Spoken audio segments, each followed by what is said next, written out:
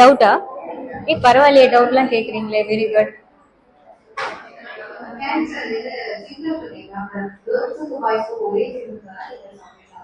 Mostly ஒரே symptom தான். வலி இல்லாத கட்டி தான் ஃபர்ஸ்ட் ஆரம்ப ஸ்டேஜ்ல வந்து வலி இல்லாத கட்டி. சரியா? மேல்ஸ் வந்து ஈஸியா கண்டுபிடிக்கலாம். இது வரைக்கும் 14 இயர்ஸ்ல அட்லீஸ்ட் நான் ஒரு 6-7 பேஷண்டாவது மேல் பிரஸ்ட் கேன்சர் பார்த்துருக்கோம். இப்போ ரீசெண்டாக ஒருத்தர் ராமநாதபுரத்துல இருந்து வராரு ட்ரீட்மெண்ட்டுக்கு. So it can come for anybody. Mostly இந்த வலி இல்லாத கட்டி தான் same symptom. Okay, good.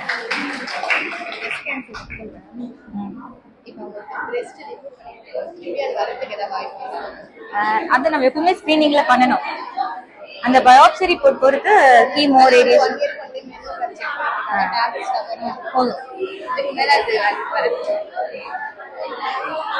Okay வாங்க. அங்க டவுட் இருக்கான்.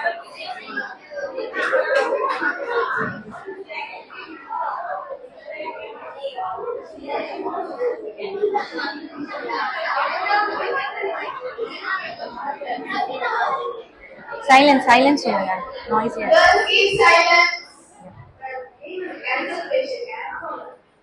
Cancer patient hair fall.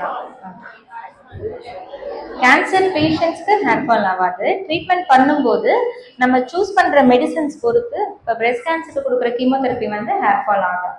சரியா? பட் அது நம்ம இப்போ மொட்டை அடிச்சுட்டு அதுக்கப்புறம் வளருது இல்லை ஒரு 1.5 மாசத்துல, அந்த மாதிரி தான் கீமோ மெடிசன் நிப்பாட்டினதும் வளர்ந்துடும். ஒரு 6 மந்த்ஸ் கழிச்சு ட்ரீட்மெண்ட் முடிச்சுட்டு பேஷண்ட்டே சொன்னாதான் தெரியும் நான் ட்ரீட்மெண்ட் எடுத்திருக்கேன் அப்படின்னு சொன்னாதான் தெரியும். அந்த அளவுக்கு they will come back to normal. அந்த அளவுக்கு இப்போ மெடிக்கல் அட்வான்ஸ்மெண்ட்ஸ் இருக்கு.